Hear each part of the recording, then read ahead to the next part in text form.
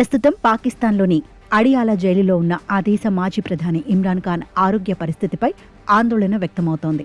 ఇమ్రాన్ ఖాన్కు central retinal vein occlusion అనే తీవ్రమైన కంటి సమస్య ఉన్నట్లు వార్తలు రావడంతో పాక్ రాజకీయాల్లో కలకలం రేగుతోంది. తమ నేతకు వెంటనే చికిత్స అందించకపోతే కంటి చూపు పోయే ప్రమాదం ఉందని పాకిస్తాన్ తెహ్రీక్ ఈ ఇన్సాఫ్ పార్టీ వర్గాలు పేర్కొన్నాయి.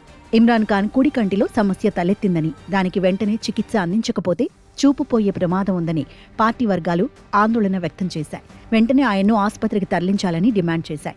వైద్యుల సూచనను పట్టించుకోకుండా జైల్లోనే ఆయనకు చికిత్స అందించాలని జైలు అధికారులు పట్టుబడుతున్నారని ఆరోపించాయి. జైలులో ఆపరేషన్ చేసే స్థాయి వసతులు లేవని, ఆయనను వెంటనే షౌకత్ ఖానుం ఆసుపత్రికి లేదా ఆయన కోరుకున్న ప్రైవేట్ ఆసుపత్రికి తరలించాలని పార్టీ వర్గాలు డిమాండ్ చేస్తున్నాయి. 2024 అక్టోబర్ తర్వాత ఇమ్రాన్ ఖాన్ను తన వ్యక్తిగత వైద్యుడు కూడా కలవడానికి జైలు అధికారులు అనుమతించలేదని పీటీఐ ఆరోపిస్తోంది.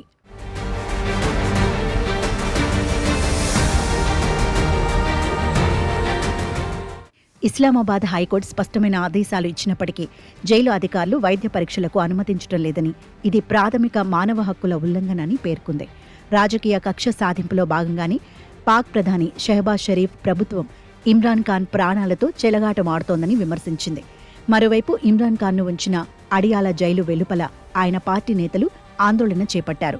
తమ నేత ఆరోగ్య పరిస్థితిపై ప్రభుత్వం స్పష్టత ఇవ్వాలని డిమాండ్ చేశారు. కేవలం వైద్య సహాయం మాత్రమే కాకుండా ఆయనను వెంటనే విడుదల చేయాలన్నదే తమ ఏకైక డిమాండ్ అని వారు స్పష్టం చేశారు.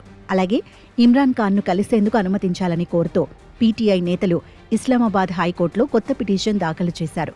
ఒక ఖైదీని కలవడం చట్టపరమైన హక్కు అని, ఇమ్రాన్ ఖాన్, ఆయన భార్య బుష్రా బీవీ ఆరోగ్యంపై తాము ఆందోళన చెందుతున్నామని పిటిషన్లో పేర్కొన్నారు.